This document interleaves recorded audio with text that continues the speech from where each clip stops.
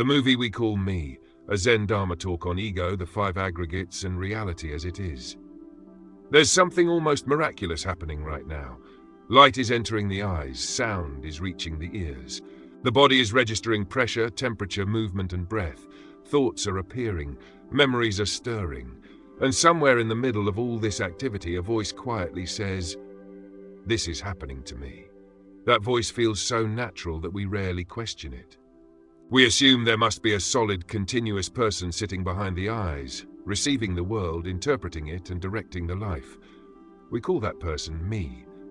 But Buddhism asks us to look more closely, not to adopt a new belief, not to convince ourselves that we don't exist, but simply to investigate what we're actually calling the self.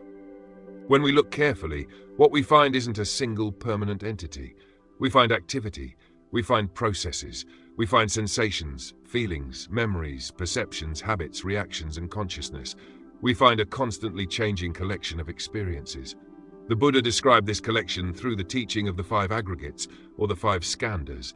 These are form, feeling, perception, mental formations, and consciousness. Together they create the experience we ordinarily call a person. But none of them, individually or collectively, can be found as a permanent self. The first aggregate is form. Form includes the physical body and the material world that the body encounters. The eyes receive color and shape. The ears receive vibration. The nose receives scent. The tongue receives flavor. The skin receives pressure, heat, cold, and texture. The body is constantly meeting the world. But even at this first stage, we haven't reached reality directly. We're already dealing with a translation. The eye doesn't see a tree in the way we usually imagine. It receives light. The ear doesn't hear a bell. It receives vibration. The body doesn't experience a pleasant summer morning. It receives changes in temperature, air movement, light, sound, and sensation. The world is encountered through the limitations and capacities of the sense organs. Then comes feeling. In Buddhist teaching, feeling doesn't necessarily mean emotion. It refers to the basic tone of experience: pleasant, unpleasant, or neutral. Before we've even consciously decided what something means, the nervous system has already begun sorting experience. I like this. I don't like this. I don't care about this. From that simple movement, craving and aversion begin to develop. We reach for what feels pleasant, we resist what feels unpleasant, and we overlook what feels neutral. Then comes perception. Perception identifies and labels. It recognizes shape, color, sound, pattern, and meaning. A form appears. Perception says tree. A sound appears. Perception says bird. A facial expression appears. Perception says that person is angry with me. This faculty is necessary. Without perception, we couldn't navigate the world. We couldn't recognize a doorway, read a sentence, drive a car, or remember a familiar face. But perception doesn't merely record reality. It interprets it. It compares what's happening now with what has happened before. It sorts the present through the categories of the past. And this is where the movie really begins. Imagine that you're sitting in a room and someone across from you sighs. That's all that happened. Air moved through a body, a sound arose, but almost immediately the mind begins adding layers. They're frustrated. They're frustrated with me. I've done something wrong. They always judge me. Nobody appreciates what I do. Within a few seconds, one sigh has become an entire psychological drama. The sound itself was brief. The story may continue for hours. This is how the mind creates the movie.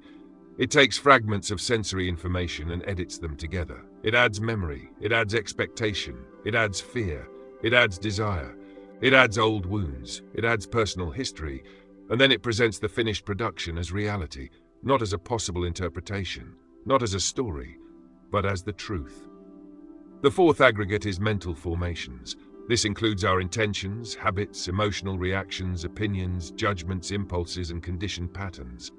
Mental formations are the inner machinery that keeps the movie moving. Someone criticizes us and a familiar reaction appears. Someone praises us and another familiar reaction appears. We're ignored, and perhaps a childhood wound is activated. We're admired, and perhaps the need to preserve a certain image of ourselves becomes stronger. The present moment is being shaped by countless causes and conditions: family history, culture, education, trauma, pleasure, fear, religion, social expectations, personal ambitions. Everything we've experienced contributes to the way we interpret what's happening now. The ego isn't necessarily a thing controlling these processes. The ego is in many ways the story created by these processes. It's the narrative that attempts to pull all this changing activity into a single sentence. This is who I am. Then there's consciousness. Consciousness is the knowing of an experience through a sense faculty. Eye consciousness arises with visual form. Ear consciousness arises with sound. Mind consciousness arises with thoughts and mental objects. But consciousness, too, is conditioned. It arises in dependence upon contact. When conditions are present, a particular form of consciousness appears. When the conditions change, that consciousness changes. The Buddha didn't describe consciousness as a permanent observer hiding somewhere behind experience. He described it as something dependently arisen. This is important, because many of us, after hearing that the body, feelings, perceptions, and thoughts aren't the self, quietly relocate the self into awareness. We say, perhaps I'm not my thoughts, perhaps I'm the one watching the thoughts. That can be a helpful stage in practice. But Zen asks us to go further. Who is the watcher? Where is this observer? What shape does it have? Does it remain unchanged? Can it be separated from the experience of watching? When we look directly, the watcher also becomes difficult to find. There is seeing, there is hearing, there is thinking, there is awareness. But the separate owner of these activities can't be located apart from the activities themselves. There's no little person sitting inside the head watching a private screen. There's just the unfolding of experience, moment after moment, condition after condition. This is why the Heart Sutra says that the 5 skandhas are empty. Emptiness doesn't mean that they don't appear. It means that they don't possess an independent, permanent, self-existing essence. Form appears through conditions. Feeling appears through conditions. Perception appears through conditions. Mental formations appear through conditions. Consciousness appears through conditions. And the person we imagine ourselves to be appears through conditions. The self is real as an experience. But it isn't real in the fixed, separate, permanent way we usually assume. Think of a movie. When we watch a film, we see movement. We see people walking, speaking, laughing, suffering, and changing. But the movement is created by a rapid sequence of still images. Each frame appears and disappears. No single frame contains the entire movie. And yet, when the frames move quickly enough, the mind produces continuity. It creates a flowing story. Our sense of self works in a similar way. A sensation arises, a memory arises, a thought arises, an emotion arises, a bodily reaction arises. Each moment appears and disappears, but the mind connects these moments and says, this is the same me who was here yesterday. This is the same me who was hurt 10 years ago. This is the same me who must protect my image tomorrow. The movie depends upon continuity. The ego depends upon the editing.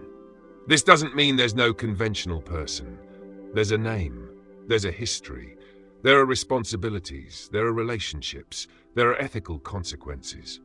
Buddhism doesn't ask us to deny the practical reality of personhood. When the Buddha taught not self, he wasn't saying that actions don't matter. In fact, the teaching makes ethical responsibility more urgent, because everything we do becomes part of the field of causes and conditions. Our words shape minds. Our behavior shapes relationships. Our habits shape character. Our intentions leave consequences. But we don't need to add a permanent soul-like ego in order for cause and effect to operate. A flame can light another flame without a fixed essence passing from one candle to another. A wave can shape another wave without becoming a separate object from the ocean. Life continues through relationship, conditioning, and transformation. The problem isn't that the mind creates stories.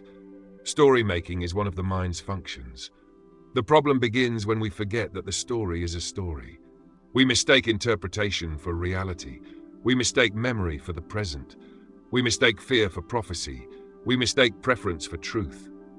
We mistake the role we're playing for the totality of who we are. And then we defend the story. We spend enormous amounts of energy trying to protect the main character. We want the character to appear intelligent, spiritual, successful, moral, attractive, important, misunderstood in just the right way. Even our suffering becomes part of the identity. I'm the one who was betrayed. I'm the one who never gets a fair chance. I'm the one who always has to hold everything together. I'm the one who has awakened beyond everyone else. The ego can build itself out of pain. It can also build itself out of spiritual practice. Zen is especially suspicious of the spiritual ego. The ordinary ego says, I'm better than you.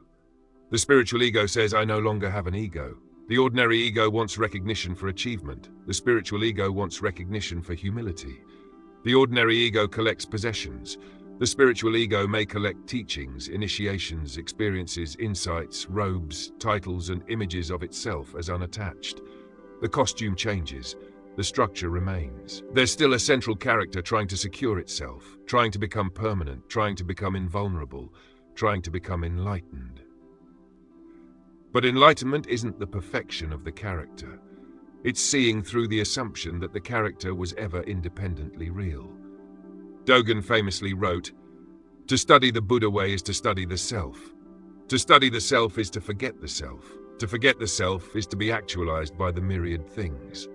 To study the self doesn't mean endlessly analyzing our personality. It means examining the experience of self so carefully that its constructed nature becomes visible. We begin to see how me is assembled. A sensation appears, a feeling tone appears, a label appears, a reaction appears, a thought says, this is happening to me. Then another thought says, I shouldn't be feeling this. Then another says, a good Buddhist wouldn't react this way. Now we aren't simply experiencing anger. We've built an identity around being an angry person who shouldn't be angry because that conflicts with the image of being spiritual. Layer upon layer, story upon story, frame upon frame. Zazen invites us to stop editing for a while. In Zazen, we sit still. The body breathes. Sounds arise, sensations arise, thoughts arise, memories arise, images arise, plans arise. Nothing needs to be forced away. Nothing needs to be turned into a spiritual achievement. We simply see the frames appearing. Here's a sensation. Here's a thought. Here's an image. Here's resistance. Here's boredom. Here's the thought, I'm not doing this correctly. And if we remain attentive, we may notice that each experience passes without needing a self to remove it. Thoughts come and go, sounds come and go, feelings come and go. Even the sense of being the one who's meditating comes and goes. What remains isn't a thing we can grasp. It isn't an object. It isn't a hidden soul. It's simply the intimacy of this moment before we divide it into observer and observed. A bird calls. Before the mind says bird, there's sound. Before the mind says beautiful, there's hearing. Before the mind says I'm hearing the bird, the entire moment is already complete.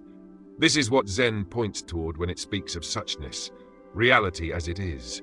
Not reality filtered through our demands. Not reality arranged around our self-image. Not reality reduced to our opinions. Just this. But even just this can become an idea. We have to be careful. The direct experience of reality isn't a special mystical object hidden behind ordinary life.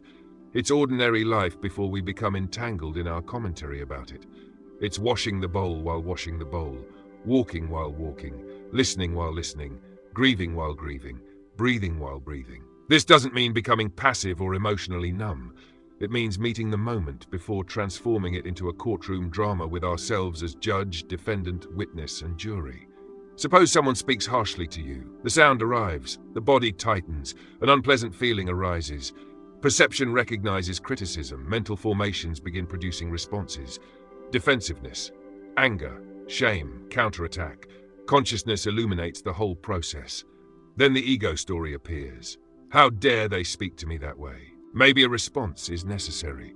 Maybe a boundary should be set. Zen doesn't require us to become a doormat. But practice gives us the possibility of responding without adding unnecessary layers. We can recognize the actual event. A person spoke harshly. We can recognize the bodily response. Tightness, heat, adrenaline. We can recognize the emotional response. Hurt, anger, fear. And we can recognize the story forming around it. They don't respect me. Nobody respects me. I'll never be respected.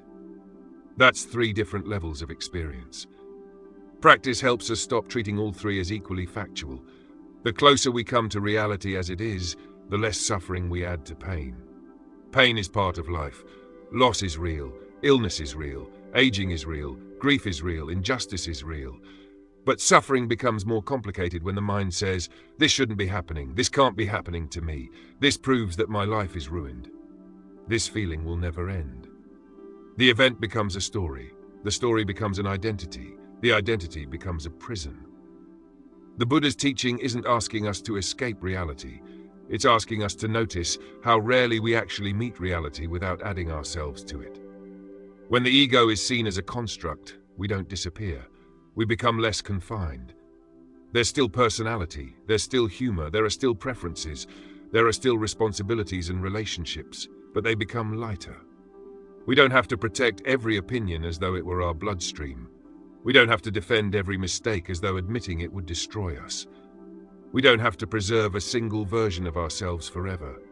We're free to learn, free to apologize, free to change, free to be wrong, free to let an old identity die, free to meet another person without forcing them into a role in our private movie. This is one of the compassionate dimensions of not self. When the self becomes less rigid, the boundary between self and other becomes less rigid too. We begin to see that the person who irritates us is also a changing stream of causes and conditions. They have their own memories, their own wounds, their own fears, their own constructed story. This doesn't excuse harmful behavior, but it can prevent us from reducing a human being to the worst moment we've seen from them. In Zen, wisdom and compassion can't really be separated.